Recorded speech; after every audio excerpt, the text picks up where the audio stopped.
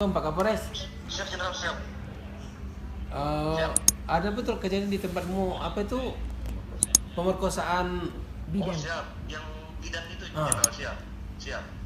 kau gimana terus prosesnya? Siap, ini kita Jenderal, timnya melakukannya, siap. Izin. Sudah tahu pelakunya? Masih belum dapat gambaran, Jenderal. Cuma dari bukan bidan itu karena ditutup mukanya, Jenderal. Jadi dia tidak bisa melihat siapa yang kejadiannya malam.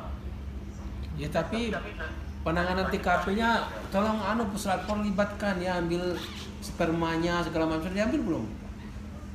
Oh, siap. Nah gimana kamu nggak spermanya kena ambil diusap? Sudah berapa hari itu kemarin? Mudah-mudahan masih ada celana-celananya. Bekas-bekasnya yang tidak ada, Jenderal, siap polisi. Hanya TKP di atas kasurnya aja, Jenderal. Nah kasur-kasurnya ambil sama puslapor, Siap. diperiksa ya. Siap. Tolong jangan dibiarin, itu harus cepat itu mengungkapnya ya. Siap, Jenderal, siap. Tolong Dek ya, Mas Ya, Dek ya. Jenderal, siap. Kami akan berpartisi, siap. Ya Gazali ya, Siap. tolong ya. Jenderal, Ya, siap. terima kasih. Siap. Terima kasih, Jenderal, siap. Dalam waktu 2 bulan ya Iya. terjadi perkosaan, 2 pembunuhan, disertai pembunuhan yang kali ini disertai perampokan. Tadi Bapak barusan telepon Kapolresnya dan bilang ini nggak bisa dibiarkan begitu aja karena pertama perempuan Pak. Iya. Kemudian tadi Bupati OI-nya kan Sebuah kasus, kalau itu ada kasus pemerkosaan akan kami atensi dan itu tanggung jawab kami, dan saya tidak akan main-main menangani kasus-kasus yang saya anggap sadis, dan akan bagi saya, istilah saya, akan saya sikat betul pelaku-pelaku begitu, apalagi misalnya itu dilakukan oleh 2 orang atau lebih, ya kita akan sikat ya. target hari ini ditangkap.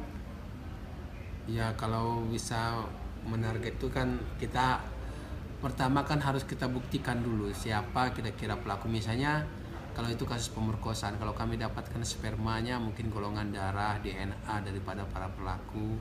Kalau misalnya di situ ada sidik jari, dan dari sidik jari kami sudah bisa kantongin, nah baru nanti mengarah. Karena kasus-kasus begini kan harus scientific crime investigation ya. Kasus yang secara ilmiah harus kami buat terang secara ilmiah, secara saintif.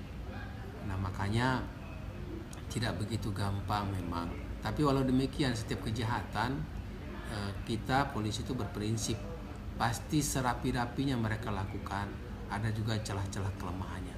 Karena tidak ada kejahatan yang 100% mereka akan desain secara sempurna. Mesti ada jejak-jejak, celah-celah yang bisa kami ungkap. Semacam misalnya kemarin kasus yang dibakar itu kan, yang oleh Asri dengan teman-temannya misalnya, itu kan seolah-olah agak sulit, gelap gulita ya, apalagi sudah dibakar.